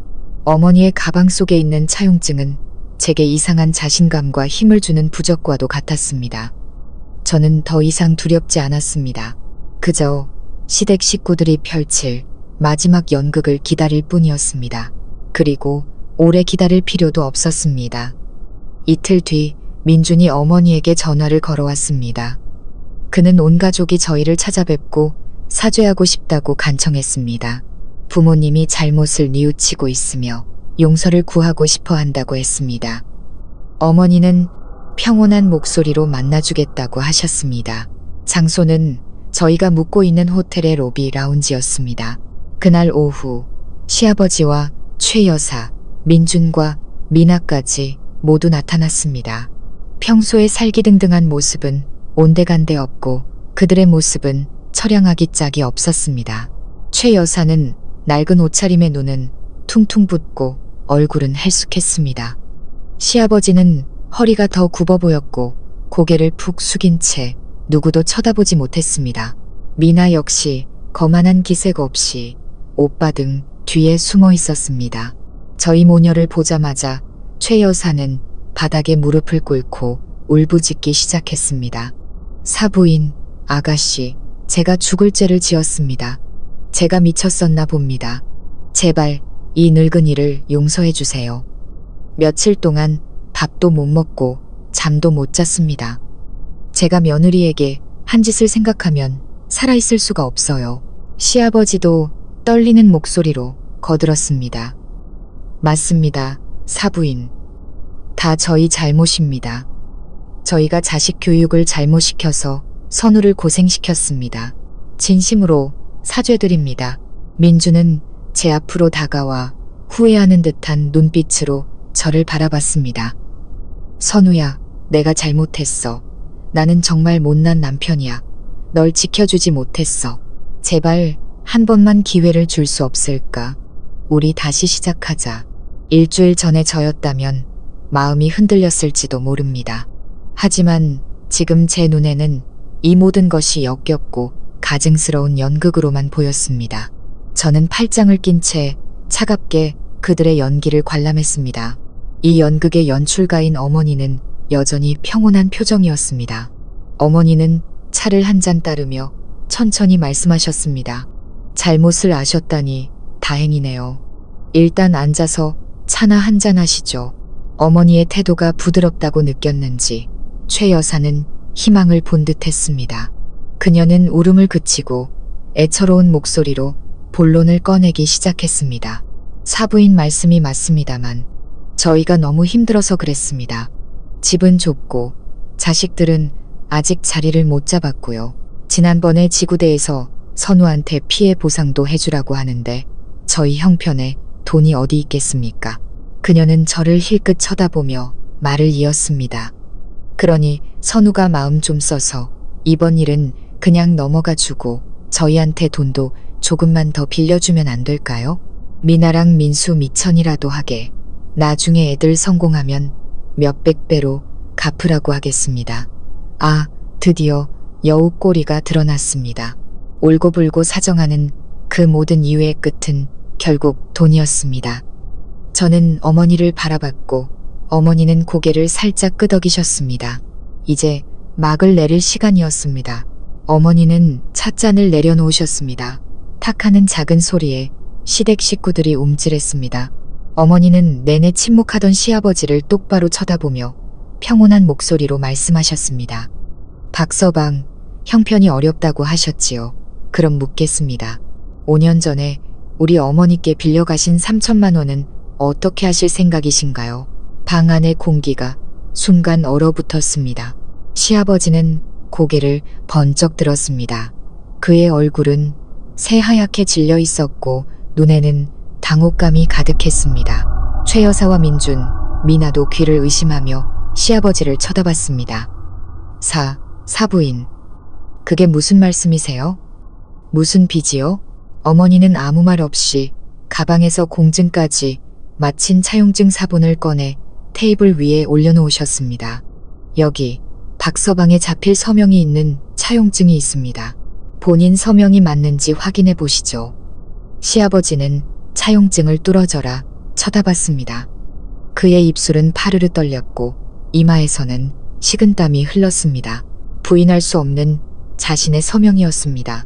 그때 아들 장례를 위해 사업에 투자한다고 돈을 빌려가셨죠. 그런데 그 돈은 다 어디로 갔을까요? 그건 박서방 본인이 제일 잘 알겠죠. 어머니는 차갑게 말을 이었습니다. 우리 어머니가 연세 드셔서 잊었을 거라고, 사돈의 정으로 그냥 넘어갈 거라고 생각하셨나요? 착각하지 마세요. 단돈 10,000원도 빚은 빚입니다. 하물며 저희 변호사가 계산해보니 원금과 이자를 합쳐 오늘까지 갚아야 할 돈이 170만 원이더군요. 170만 원. 그 마지막 숫자는 사형 선고와도 같았습니다. 최 여사는 눈을 동그랗게 뜨더니 그대로 바닥으로 쓰러졌습니다. 이번에는 연기가 아니라 진짜 기절이었습니다. 민준과 미나는 시체처럼 하얗게 질린 얼굴로 서 있기조차 힘들어 보였습니다. 연극은 끝났고 그들의 비극은 이제 막 시작된 것이었습니다. 최 여사의 기절은 오래가지 않았습니다. 민준과 미나가 주무르고 약을 먹이자 금방 정신을 차렸습니다. 하지만 깨어난 현실은 기절했을 때보다 더 끔찍했습니다. 갑자기 닥친 거대한 빚 앞에서 그녀는 더 이상 울거나 애원하지 않았습니다. 대신 미친 듯이 현실을 부정하기 시작했습니다. 가짜야. 너희가 우리를 해치려고 문서를 위조한 거야. 그녀는 벌떡 일어나 우리 모녀를 손가락질하며 소리쳤습니다. 우리 집은 빚 같은 거 없어. 여보, 당신도 말 좀 해봐. 돈 빌린 적 없다고 말하라고. 시아버지는 잿빛 얼굴로 의자에 움츠린 채 입도 뻥끗하지 못했습니다. 그의 침묵은 가장 확실한 자백이었습니다. 남편이 반응이 없자 최 여사는 더욱 미쳐 날뛰었습니다.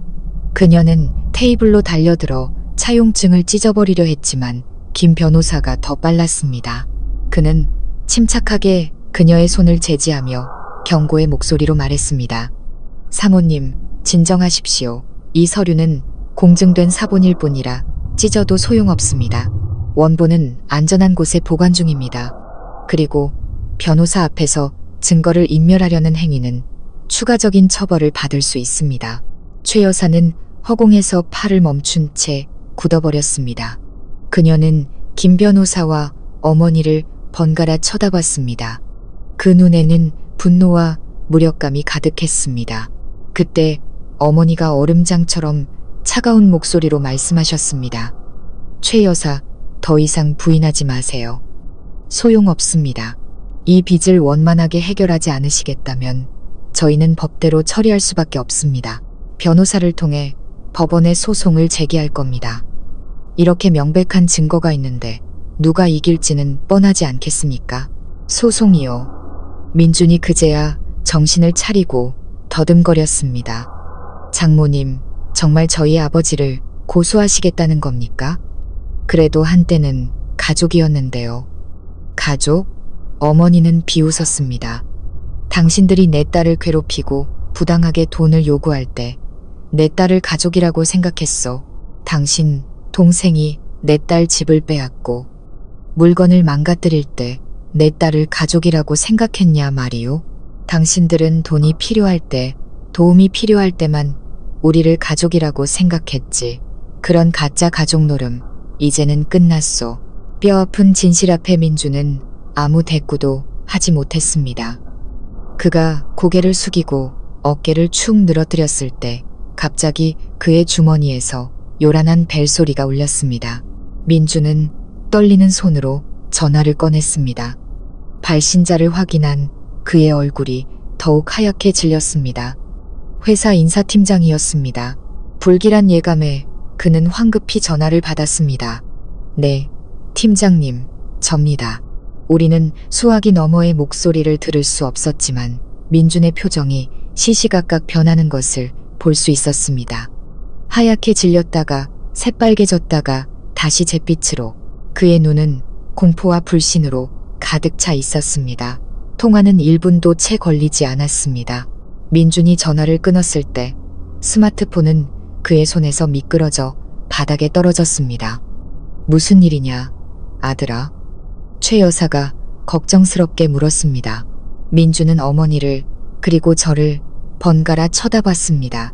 그의 눈에는 절망과 원망이 가득했습니다. 어머니, 회사에 가서 소란 피우셨어요? 최 여사는 찔끔하며 말을 더듬었습니다. 나는 그냥 내 상사한테 가서 며느리가 얼마나 부자고 시댁에 얼마나 못되게 구는지 얘기해서 너를 좀 도와달라고 한 것뿐이야. 아, 민주는 고통스러운 비명을 질렀습니다. 어머니가 절 죽였어요. 방금 인사팀장님한테 전화 왔어요. 어머니의 행동이 회사 이미지와 업무 환경에 심각한 해를 끼쳤다고 저 해고당했어요. 해고라고요. 해고. 그 소식은 그들 가족에게 내리친 마지막 번개와도 같았습니다. 최 여사는 자신의 어리석은 행동이 이런 끔찍한 결과를 낳을 줄은 상상도 못한 듯 그 자리에 얼어붙었습니다. 미나는 바닥에 주저앉아 소리 없이 울었고 시아버지는 가슴을 부여잡고 거친 숨을 몰아쉬었습니다. 완벽하게 짜인 그물이었습니다. 거대한 빚, 주거 침입의 증거, 그리고 이제는 실직까지 그들의 모든 퇴로는 차단되었습니다.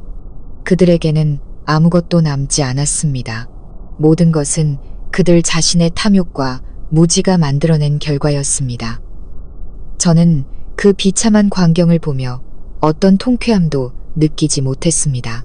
그저 지독한 피로감만이 몰려왔습니다. 드디어 모든 것이 끝나가고 있었습니다. 막다른 길에 몰린 시댁 식구들에게는 다른 선택지가 없었습니다. 김 변호사의 조언에 따라 그들은 5천만 원이 넘는 빚을 갚기 위해 유일한 재산이었던 시골의 종갓집을 파는 것에 동의해야 했습니다. 그 집은 그저 사는 곳이 아니라 가문의 상징이자 조상을 모시는 곳, 그들이 붙잡고 있던 마지막 자존심이었습니다. 집을 파는 과정은 순탄치 않았습니다. 친척들과 동네 사람들의 손가락질과 비난을 받아야 했습니다. 그들은 온 동네의 가십거리가 되었습니다. 항상 거만하고 목소리가 컸던 최 여사는 이제 고개를 숙이고 다녀야 했습니다. 시아버지는 완전히 무너져 몇 주 사이에 머리가 하얗게 새어버렸습니다. 그 기간 동안 저와 민준의 이혼 절차도 진행되었습니다. 우리는 빠르고 조용하게 끝내기 위해 협의 이혼을 선택했습니다. 오피스텔과 차는 모두 제 명의였기에 재산 다툼은 없었고 아이도 없었기에 양육권 문제도 없었습니다. 모든 것이 조용하고 냉정하게 진행되었습니다. 구청에서 마지막 서류 절차를 밟기로 한 날 서울에는 비가 내렸습니다. 회색빛 하늘은 제 마음 같았습니다. 기쁘지도 슬프지도 않았습니다. 그저 텅 빈 공허함과 기묘한 안도감만이 존재했습니다. 민주는 약속 시간에 늦었습니다. 그는 몇십 년은 늙어 보일 정도로 초췌했습니다. 그의 눈에는 더 이상 분노나 원망 대신 깊은 피로와 공허함만이 남아 있었습니다. 우리는 나란히 앉아 순서를 기다렸습니다. 아무도 말을 걸지 않았습니다. 불과 몇 센티미터의 거리였지만 우리는 서로 다른 세상에 있는 것처럼 멀게 느껴졌습니다. 우리 이름이 불리고 담당 공무원이 형식적인 질문을 던졌습니다. 두 분, 정말 깊이 생각해 보셨습니까? 아직 되돌릴 수 있다면 노력해 보시는 게. 저는 침묵했습니다. 민준이 잠긴 목소리로 나지막이 대답했습니다. 네, 깊이 생각했습니다. 우리는 차례로 이혼 서류에 서명했습니다. 제가 펜을 내려놓고 제 이름을 쓰는 순간 지난 2년간 제 어깨를 짓누르던 무거운 짐을 내려놓는 기분이었습니다. 잉크가 마르는 순간 우리의 결혼 생활도 공식적으로 끝났습니다. 모든 속박과 고통, 원망은 이제 과거가 되었습니다. 이혼 확인 서류를 받아 가방에 넣고 일어서려는데 민준이 저를 불렀습니다. 저는 걸음을 멈췄지만 뒤돌아보지는 않았습니다. 미안해. 그의 목소리는 모기만 한 소리로 뒤늦은 후회가 가득 담겨 있었습니다. 다 내 잘못이야. 만약에 내가 조금만 더 강했다면. 저는 잠시 침묵하다가 원망 없는 평온한 목소리로 말했습니다. 만약이라는 건 없어. 모든 건 끝났어. 당신도 잘 살아. 부모님 잘 모시고. 그 말을 남기고 저는 뒤돌아보지 않고 걸어 나갔습니다. 구청문을 나서자 굵어지는 빗줄기가 저를 맞았습니다. 비는 마치 과거의 모든 먼지를 씻어내는 것 같았습니다. 저는 우산도 없이 차가운 빗방울이 얼굴을 때리도록 내버려 두었습니다. 그 차가움이 저를 그 어느 때보다 정신 차리게 했습니다. 저는 해방되었습니다. 가방 속에서 스마트폰이 울렸습니다. 어머니의 문자였습니다. 다 끝났니, 딸. 이제 집에 가자. 네가 좋아하는 음식 해놨어. 저는 웃었습니다. 정말 오랜만에 짓는 진짜 미소였습니다. 그래요. 제게는 어머니가 있고 돌아갈 집이 있었습니다. 제 인생은 이제 새로운 페이지를 넘기고 있었습니다. 그 누구의 그림자도 없는 온전히 저만의 이야기로 채워질 새로운 페이지를요. 이혼 서류가 모든 문제의 끝이라고 생각했지만 그건 제 착각이었습니다. 한번 뿌리내린 인간의 탐욕은 쉽게 뽑히지 않았습니다. 그것은 마치 잡초처럼 뿌리까지 잘라내도 작은 틈만 보이면 다시 끈질기게 자라났습니다. 이혼 후 저는 제 삶을 완전히 새롭게 단장하는데 일주일을 보냈습니다.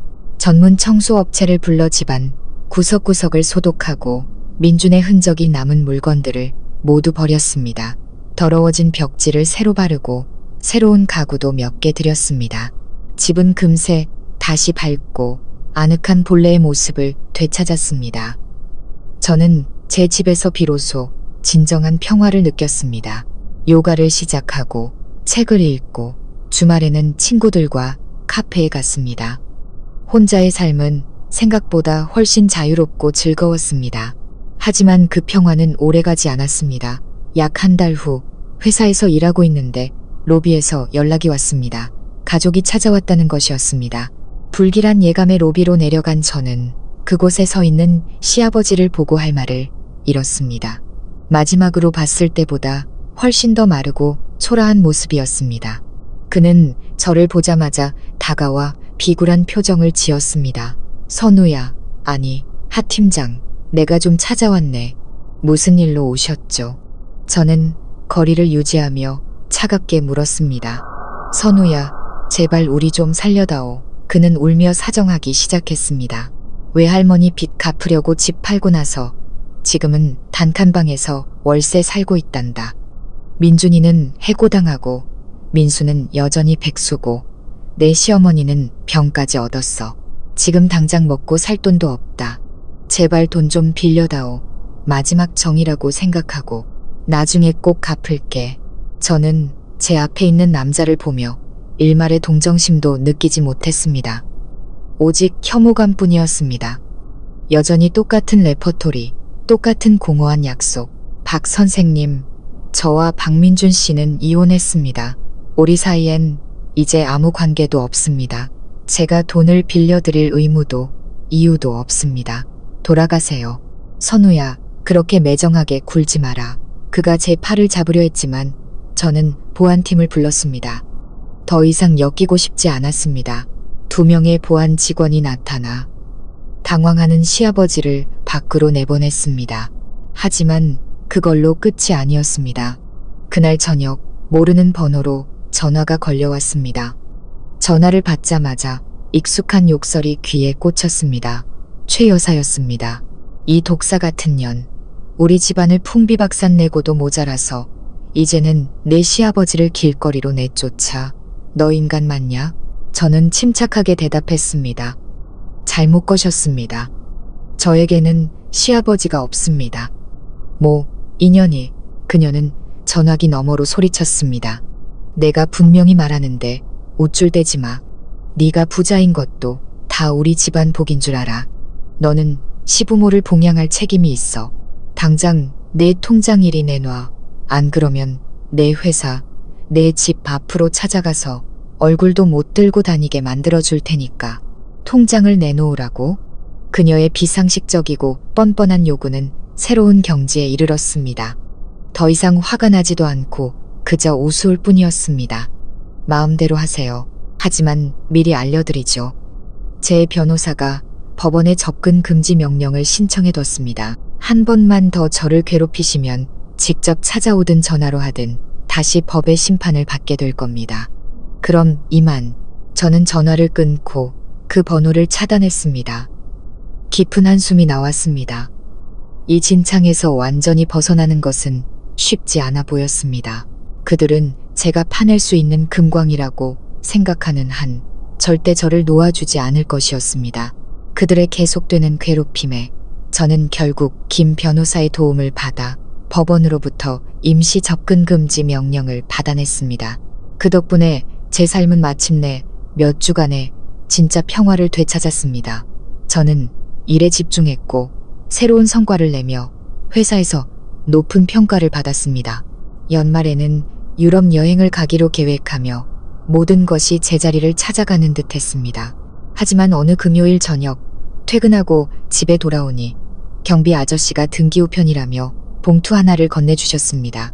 봉투에 찍힌 서울중앙지방법원이라는 글자를 보자 심장이 쿵 내려앉았습니다.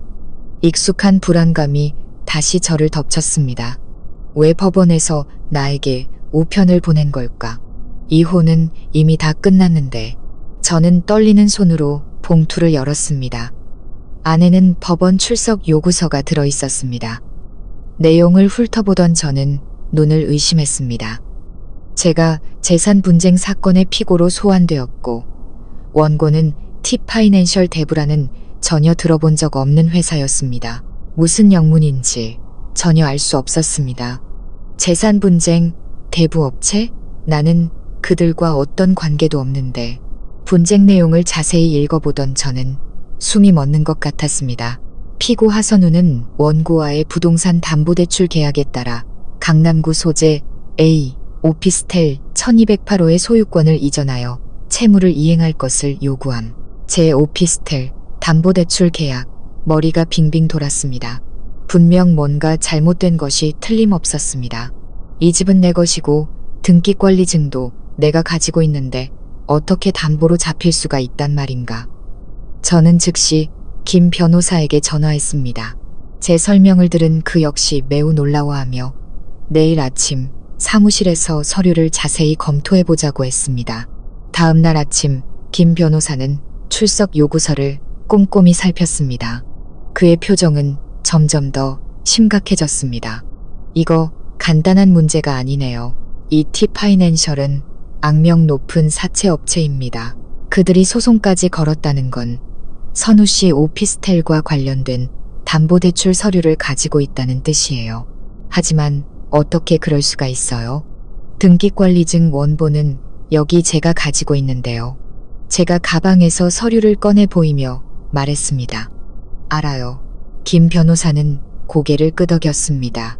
하지만 한 가지 가능성이 있습니다. 누군가 서류를 위조하고 선우 씨의 서명을 도용해서 사기를 쳤을 가능성이요.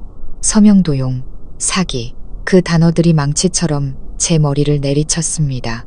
순간 최 여사의 얼굴이 떠올랐습니다. 그녀의 뻔뻔함, 무모함, 돈에 대한 광기. 설마 그녀가 감히 이런 짓까지 저질렀을까?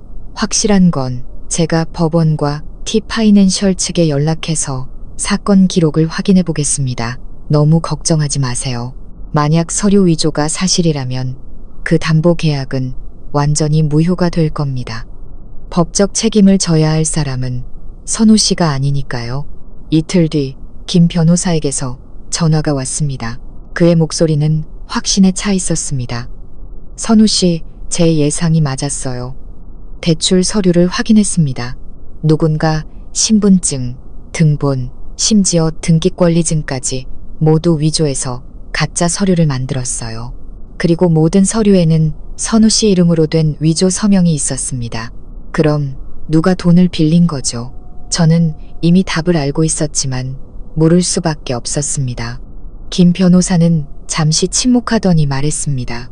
T파이낸셜에서 2억 원을 대출받은 사람은 선우 씨의 전 시어머니 최모 씨였습니다. 마음의 준비를 했음에도 불구하고 저는 충격으로 몸을 가눌 수 없었습니다. 그녀는 정말로 그런 짓을 저지른 것이었습니다. 빚과 망신으로 궁지에 몰리자 그녀는 모든 것을 내던지고 범죄의 길로 들어선 것이었습니다. 그녀는 제 돈을 원했던 것을 넘어 제 유일한 안식처인 집까지 빼앗으려 했던 겁니다. 김 변호사가 진지한 목소리로 말을 이었습니다. 선우 씨, 이제 이건 민사사건이 아닙니다. 공문서를 위조하고 서명을 도용하여 재산을 편취하려 한 행위는 명백한 형법상 사기죄에 해당합니다. 즉시 경찰에 신고해야 합니다. 저는 의자에 주저앉았습니다. 등골을 타고 차가운 소름이 흘렀습니다. 모든 것이 너무 멀리 와버렸습니다. 이번에는 돌이킬 수 없었습니다. 마침내 법의 심판이 내려질 시간이었습니다. 최 여사에 대한 형사재판은 어느 초겨울날에 열렸습니다. 서울의 날씨는 쌀쌀했지만 법정 안의 공기는 그보다 훨씬 더 차갑고 무거웠습니다. 저는 피해자이자 가장 중요한 증인으로 법정에 출석했습니다. 어머니와 김 변호사가 제 곁을 지켜주었습니다. 그들의 존재는 제게 큰 힘이 되었습니다. 피고인석에는 수의를 입은 최 여사가 초라하게 서 있었습니다. 그녀는 예전에 기세등등하던 모습은 온데간데 없고 늙고 쇠약해 보였습니다. 관련인석에는 시아버지와 민준이 고개를 푹 숙인 채 앉아 있었습니다. 재판이 시작되고 검사가 공소사실을 읽어내려가자 법정의 분위기는 더욱 무거워졌습니다. 최 여사는 전문 브로커의 도움을 받아 제 명의의 신분증부터 등기권리증까지 모든 서류를 위조하여 T파이낸셜로부터 2억 원을 대출받으려 한 혐의였습니다. 처음에 최 여사는 범행을 부인하며 자신은 속았을 뿐이라고 눈물로 호소했습니다. 하지만 검찰이 위조된 서명 감정 결과, 공범들의 자백, 그리고 그녀가 범행을 시인하는 통화 녹취록까지 명백한 증거들을 제시하자 그녀는 완전히 무너져 내렸습니다. 변호인 신문에서 김 변호사는 날카로운 질문으로 그녀의 탐욕스럽고 이기적인 범행 동기를 남김없이 파헤쳤습니다. 피고인, 왜 그렇게 큰 돈이 필요했습니까? 빚을 갚고 자식들 뒷바라지를 하려고. 누구의 빚말입니까? 피고인의 남편이 하선우 씨의 어머니께 빌린 5천만 원이 넘는 빚 아닌가요? 최 여사는 입을 다물었습니다. 그리고 왜 하필 하서 누 씨의 오피스텔을 노렸습니까? 그녀가 결혼 전에 힘들게 번 고유 재산인데요. 그 애는 부자니까요. 돈이 많으니까. 그녀의 단순하고 노골적인 대답이 모든 것을 말해주고 있었습니다. 단지 제 돈이 많다는 이유만으로 그녀는 저에게 모든 것을 요구할 권리가 있다고 생각했던 것입니다. 마침내 제가 증인석에 섰을 때 저는 조금도 떨리지 않았습니다.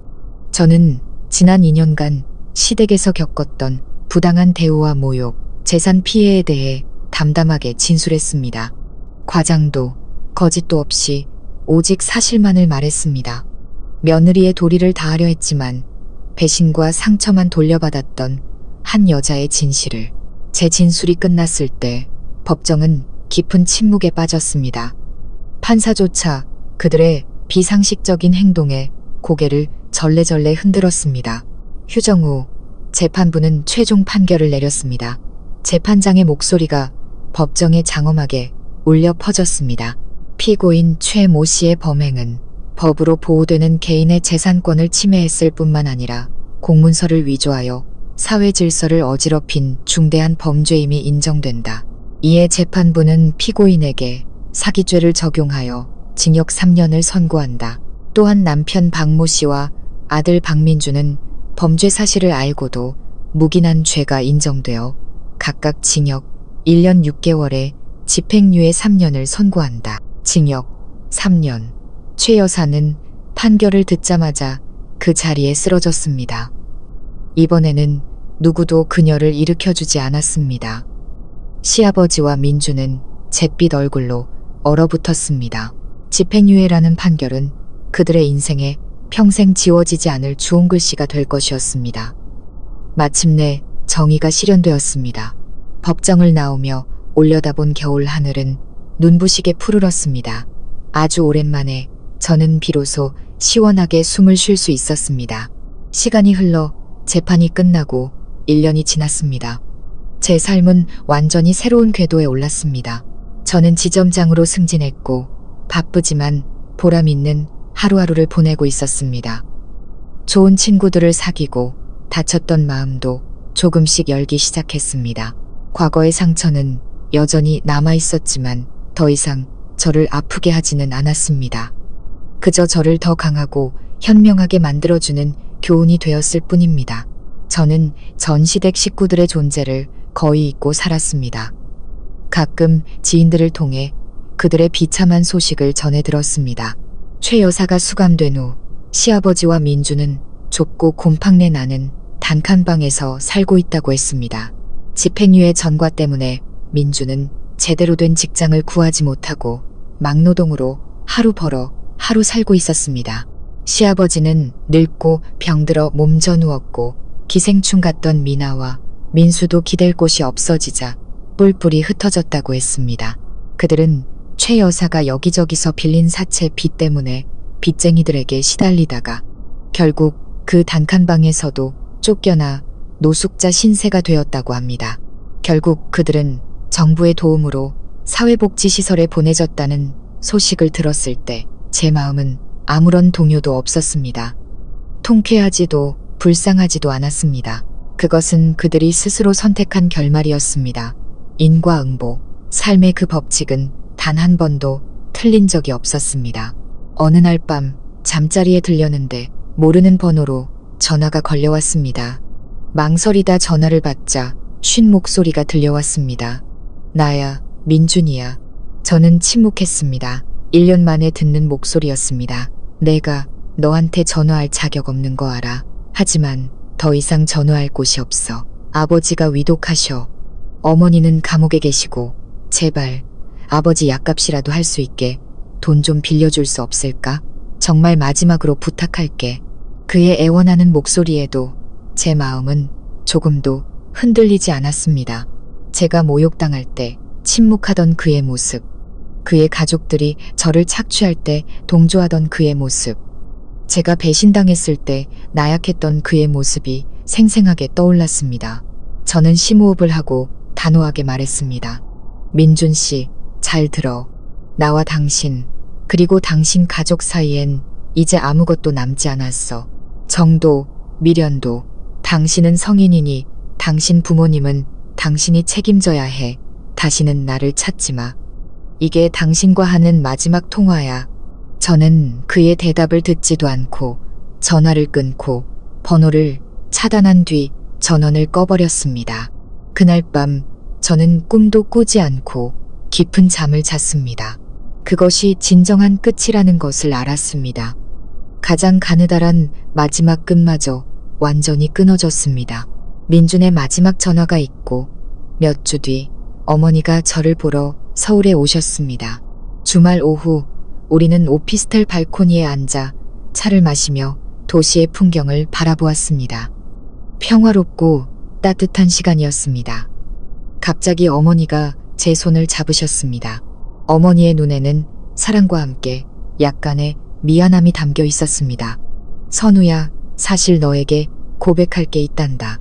무슨 일이세요, 엄마? 어머니는 한숨을 쉬며 말씀하셨습니다. 사실 엄마의 3일 계획은 즉흥적인 게 아니었어. 그게 무슨 말씀이세요? 네가 민준이랑 결혼하기 전에 엄마는 그 집안이 영 마음에 걸렸단다. 그래서 경찰에 있는 옛 친구에게 부탁해서 그 집안에 대해 좀 알아봤었지. 저는 충격에 빠졌습니다. 어머니가 결혼 전부터 그런 일을 하셨다니. 결과는 엄마 예상대로였어. 내 시아버지는 상습 도박꾼이었고 빚도 많았지. 내 시어머니는 동네에서 소문난 욕심쟁이의 속물이었고, 엄마는 걱정이 돼서 너를 말렸지만 그때 너는 사랑에 빠져서 엄마 말을 듣지 않았잖니. 민준이는 부모님과 다르다고 했었지. 저는 고개를 숙였습니다. 그때에 저는 사랑에 눈이 멀어 있었습니다. 너를 막을 수 없다는 걸 알고 엄마는 플랜 B를 준비했단다. 외할머니가 시아버지에게 빌려준 3천만 원은 사실 덫이었어. 그 사람 성격에 절대 갚지 않을 거라는 걸 알았고, 그 차용증은 나중에 너를 지켜줄 비장의 카드로 남겨둔 거란다. 머리가 핑 돌았습니다. 빚 문제부터 3일 계획까지 모든 것이 어머니의 계산 안에 있었습니다. 네가 울면서 200만 원 얘기를 했을 때 엄마는 때가 왔다는 걸 알았어. 너에게 3일을 참으라고 한 건 고통받으라는 게 아니라 그들의 탐욕이 완전히 드러날 시간을 주기 위해서였어. 그들이 거기서 멈추지 않을 거라는 걸 알았거든. 결국 그들은 엄마가 쳐놓은 덫으로 스스로 걸어 들어왔지. 집에 쳐들어오고 물건을 부수고 내 남편 회사에 가서 행패를 부린 것까지 모든 게 그들을 벼랑 끝으로 몰아넣은 거야. 그들이 법을 어기고 더 이상 빠져나갈 수 없게 되었을 때 엄마는 마지막 카드를 꺼낸 거란다. 그래야 그들이 법의 심판을 받고 다시는 너를 괴롭히지 못할 테니까. 그래야 네가 완전히 자유로워질 수 있으니까. 저는 어머니의 말씀을 들으며 하염없이 눈물을 흘렸습니다. 하지만 이번에는 슬픔의 눈물이 아니었습니다. 무한한 감동과 감사의 눈물이었습니다. 저는 어머니를 힘껏 껴안았습니다.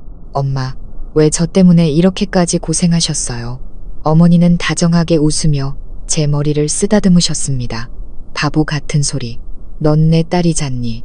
엄마는 너 하나뿐인데 내가 널 지키지 않으면 누가 지키겠니? 다 지난 일이다. 이제 행복하게만 살아, 우리 딸. 저는 어머니의 어깨에 얼굴을 묻고 고개를 끄덕였습니다. 저는 세상에서 가장 운이 좋은 여자였습니다. 이렇게 멋진 어머니가 계시니까요. 모든 폭풍이 지나간 후 서울은 제게 너무 많은 아픈 기억을 담고 있는 도시가 되었습니다. 저는 완전히 새로운 시작이 필요했습니다. 수많은 고민 끝에 저는 부산으로 떠나기로 결심했습니다. 마침 회사 부산지사에 중요한 프로젝트가 생겨 제 전문성이 필요했고 제 전근 신청은 신속하게 승인되었습니다. 저는 차를 팔고 필요 없는 가구들을 정리했습니다. 서울의 오피스텔은 팔지 않고 외국인 가족에게 월세를 주었습니다. 그것은 여전히 제 노력의 결실이었지만 더 이상 그곳에서 살고 싶지는 않았습니다. 공항에는 어머니만 배웅을 나오셨습니다. 어머니는 울지 않으셨습니다. 그저 건강 잘 챙기고 좋은 사람 만나면 마음을 열어보라고 당부하셨습니다. 부산은 활기차고 역동적인 분위기로 저를 맞았습니다. 바쁜 일상은 제게 과거를 돌아볼 틈을 주지 않았습니다. 저는 해운대가 보이는 작은 오피스텔을 얻었습니다. 어느 날 저녁, 퇴근 후 발코니에 서서 와인잔을 들고 도시의 야경을 바라보았습니다. 반짝이는 바다와 높이 솟은 건물들, 시원한 바닷바람이 새로운 삶의 향기를 실어왔습니다. 저는 혼자 미소 지었습니다. 제 인생은 큰 폭풍을 겪었지만 폭풍 뒤의 하늘은 더 맑고 푸르렀습니다. 저는 결혼이라는 것을 잃었지만 제 자신을 되찾았습니다. 저는 강해지는 법을, 스스로를 지키는 법을 배웠습니다. 그리고 가장 중요한 것은 제가 행복할 자격이 있다는 것을 깨달았다는 것입니다. 앞으로의 길은 여전히 길겠지만 저는 더 이상 두렵지 않습니다. 제 인생의 다음 장을 써내려갈 준비가 되었습니다. 자유롭고 독립적이며 희망으로 가득 찬 새로운 인생을요. 오늘 이야기는 때로는 참고 기다리는 것이 자신을 지키는 가장 좋은 방법일 수 있다는 것을 보여줍니다. 여러분도 비슷한 경험이 있다면 댓글로 공유해주세요. 가족 이야기 채널에 좋아요와 구독, 알림 설정도 잊지 마시고 다음 주 더 흥미로운 이야기로 찾아뵙겠습니다. 감사합니다.